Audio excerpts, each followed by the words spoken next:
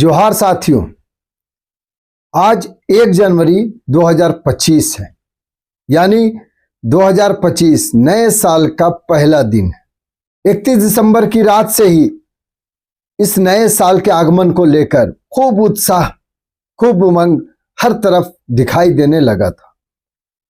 Club, restaurant में नाच गाने और डीजे की धुन पर लोगों ने नए साल का स्वागत किया। वहीं सुबह सुबह पर्यटन स्थलों पर लोगों की भीड़ जुटने लगी। हैप्पी न्यू ईयर की सदाएं गूंजने लगी।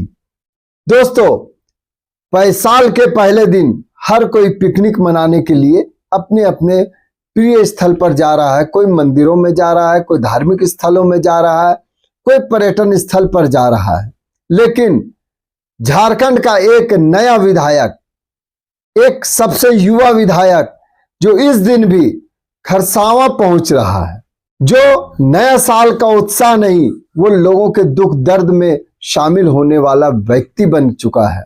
नए साल का उत्साह, पहले विधायक बनने के बाद पहला नया साल पड़ा और 1 जनवरी को जहां लोग खुशियां मना रहे हैं, पिकनिक मना रहे हैं, वहीं ये दुखों को याद करने के लिए, लोगों के दुख में शामिल होने के लिए खरसावां पहुंच गए हैं। जी हाँ, हम बात कर रहे हैं टाइगर जयराम महतो की।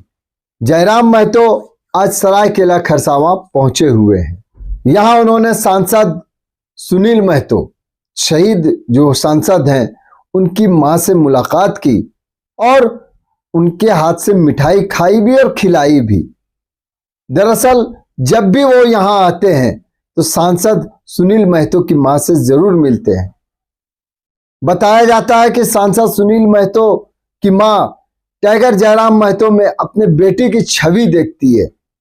इनका निडर अंदाज, बोलने का अंदाज, निडरता, ये सब सुनील महतो में भी दिखता था। सुनील महतो की मां से मुलाकात के बाद खरसावां में भी टाइगर जयराम महतो का प्रोग्राम है, जहां पर वो शहीदों के स्थल जो गोली कांड हुआ था उस स्थल पर भी जाएंगे। दरअसल दोस्तों, टाइगर जयराम महतो किसी के लिए पूंजी बन चुके हैं। अब ये पूंजी किसके लिए है, खुद टाइगर जयराम महतो की जुबानी भी आपको सुनाएंगे। उन्होंने मीडिया से बात करते हुए भी बताया कि वो किसकी पूंजी बन चुके हैं, और उन्होंने प्रेस और पुलिस से जिस प्रकार से इन दिनों उनकी चर्चाएं हो रही थी कि पुलिस से मिसबिहेव है, पत्रकारों से मिसबिहेव है। दरअसल टाइगर जयराम महतो से जब यह सवाल किया गया कि आखिर इन दिनों वो अपना गुस्सा प्रेस पर और पुलिस पर क्यों दिखा रहे हैं, तो उन्होंने कहा कि उन्होंने प्रेस पर गुस्सा नहीं दिखाया, एक व्यक्ति पर दिखाया। उसने उसका नाम लेते हुए कहा कि उन्होंने नाम भी लिया था कि आखिर क्योंकि इलेक्शन के दौरान उनका नेगेटिव वो न्यूज चला रहे थे। दूसरी ओर पुलिस के संबंध में कहा कि पुलिस कोयला चोरी में शामिल रहती है। हालांकि एक पुलिस एसोसिएशन ने टाइगर जयराम महतो से माफी मांगने के लिए भी कहा, नहीं तो उनके खिलाफ कार्रवाई की बात कही है। इस पर भी उन्होंने अपनी बात रखी। क्या बातें रखी है वो हम आपको सुनाएंगे। लेकिन दोस्तों, टाइगर जयराम महतो जिस प्रकार से कहा जाता है कि विधायक बनने के बाद उनके गुस्से में बढ़ोतरी हो गई है, वो और ज्यादा एग्रेसिव हो गए हैं, तो क्या ये एग्रेशन आगे बेहतर है उनके लिए या राजनीतिक भविष्य के लिए खतरा है? तो दरअसल उनके जो दुश्मन है वो चाहते हैं कि टाइगर जयराम महतो कुछ गलतियां करे। युवा जोश है, युवा जोश के कारण निडरता भी साथ में है और लोगों के लिए हमदर्दी भी है, दर्द भी है। यही वजह है कि टाइगर जयराम महतो कई बार ऐसा लगता है कि वो अपना आपा खो देते हैं। हालांकि उनकी रणनीति का भी हिस्सा कई बार हो सकता है। जिस प्रकार उन्होंने बेरमो में पुलिस के साथ उनकी बहस होती है और जो खाली क्वार्टर पड़े हुए रहते, जो अवैध कब्जा किया जा रहा था, उन क्वार्टरों पर वो भी कब्जा, उनके युवक भी कुछ कब्जा की कोशिश करते हैं, जिसको लेकर वाद विवाद होता है। ये सार्वजनिक है। कहा जाता है कि इसके बाद सीसीएल ने जो अवैध क्वार्टर में रह रहे हैं, अवैध रूप से रह रहे हैं क्वार्टरों में, उनके खिलाफ कार्रवाई के लिए उन्होंने पत्र भी जारी कर दिया। ये रणनीति का हिस्सा माना जा रहा है कि टाइगर जयराम महतो ने इसी रणनीति के तहत काम किया था। लेकिन उसमें एफआईआर भी हुआ है उन पर, और टाइगर जयराम महतो को संभलना भी होगा। क्यों?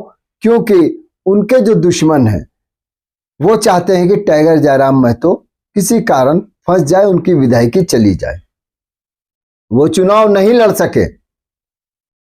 ऐसा ही सिल्ली के एक विधायक, जो आपको याद होगा वर्तमान में भी विधायक हैं, अमित महतो के साथ भी हुआ था। उन पर एक सरकारी कर्मचारी के साथ में, सरकारी पदाधिकारी के साथ में मारपीट का आरोप लगा था, जिसके कारण उनकी विधायकी चली गई थी, उन्हें सजा हुई और उनकी विधायकी गई थी। हालांकि बाद में कोर्ट ने उनकी सजा को कम कर दिया, जिसके बाद वो चुनाव लड़ सके हैं। लेकिन टाइगर जयराम महतो इन दिनों महतो के सबसे बड़े लीडर हो चुके हैं, इसमें कोई संदेह नहीं है। और टाइगर जयराम महतो पर उम्मीदों का पहाड़ भी अब लद गया है, उन पर उम्मीदें ज्यादा बढ़ गई है लोगों की।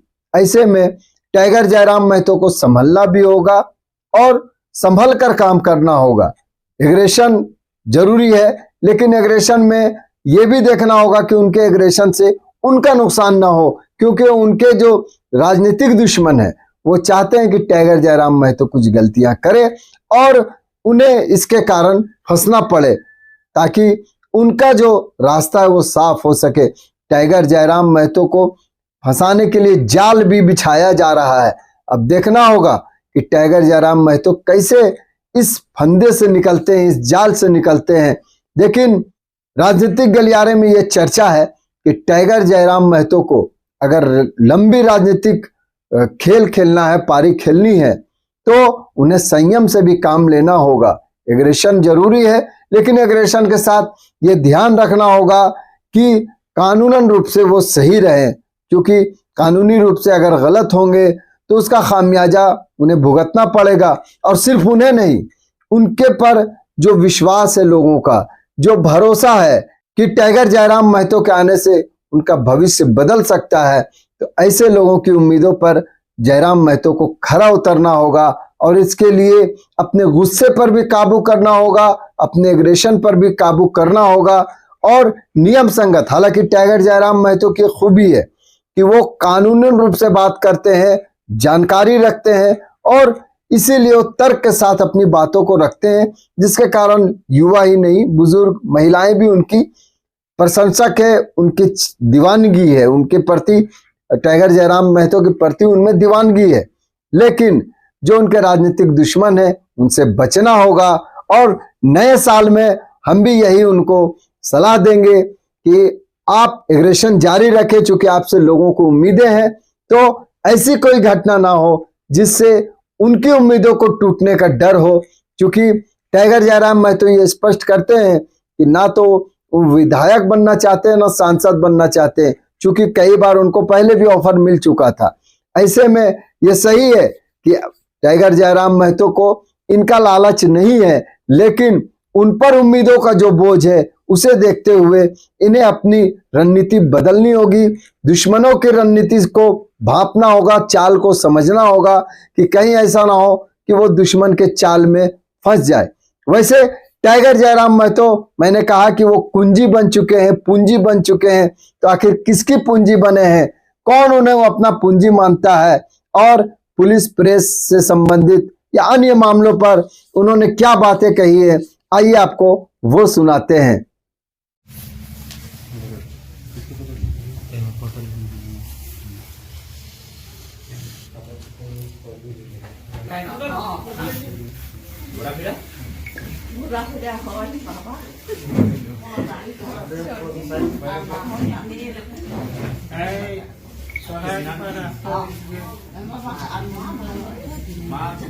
बसो ना तुमरा बसो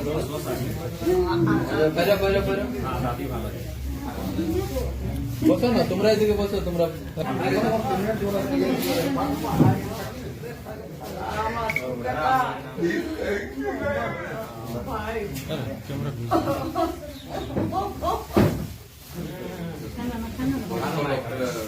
दिन आप शहीद सांसद सुनील महतो जी की माता जी से मिलने आए हैं, पूर्व में भी आप आ चुके हैं, क्या हुई बातें सर? उनसे आशीर्वाद लिए, जीत के बाद पहली बार आए हैं तो काफ़ी भावुक दिखी। शायद उन्हें ऐसा लगता है माता जी को कि शहीद सुनील महतो की जो छवि रही है उसी छवि को अनुपालन करते हुए हम लोग राजनीति में बढ़े हैं। तो जाहिर सी बात है वो हमें हल्का सा ही अपने बेटे की छवि को देखते हैं और एक उनसे भावनात्मक रिश्ता बना है। कोल्हान जब भी आना होता है इनके दर्शन करने के लिए, इनके आशीर्वाद करने के लिए, लेने के लिए अवश्य आते हैं।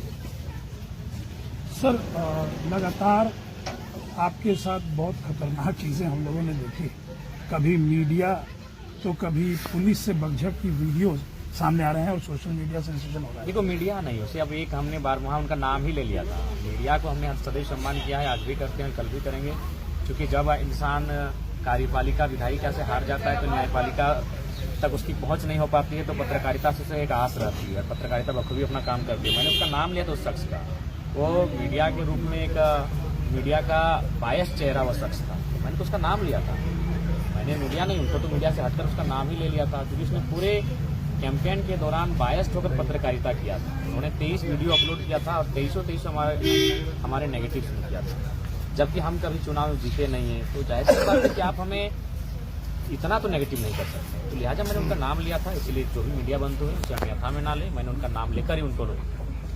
सर पुलिस देखिए पुलिस को भी इस बात का भय है कि अगर जयराम महतो सिस्टम में आया है, क्योंकि देखिए आज ये सच्चाई है कि मैं बार बार दोष ब्यूरोक्रेट्स को देता हूँ, क्योंकि जो नेता होते हैं वो 5 साल के होते हैं, ब्यूरोक्रेट्स के लोग कम से कम 30-35 साल 40 साल सर्विस देते हैं, और उसके बाद भी अगर हमारे देश की राज्य की हालत है तो वे लोग दोषी हैं। वे लोग अपना ट्रांसफर बढ़िया जगह करने के लिए, मलाईदार पोस्ट पाने के लिए नेताओं के अधीन हो जाते हैं, जबकि वो पढ़ लिख के जाते हैं। तो इसलिए उनको लगता है कि हम आएंगे तो सिस्टम में उनको टकराना होगा। दूसरी बात, जो वो गलत कार्य करते हैं, ये सबको ही जानता है कि आज कोयले की अवैध कमाई में एक थाना से लेकर ऊपर तक का सेटिंग होता है, तो इनके आने से वो सारी चीजें उजागर होंगी।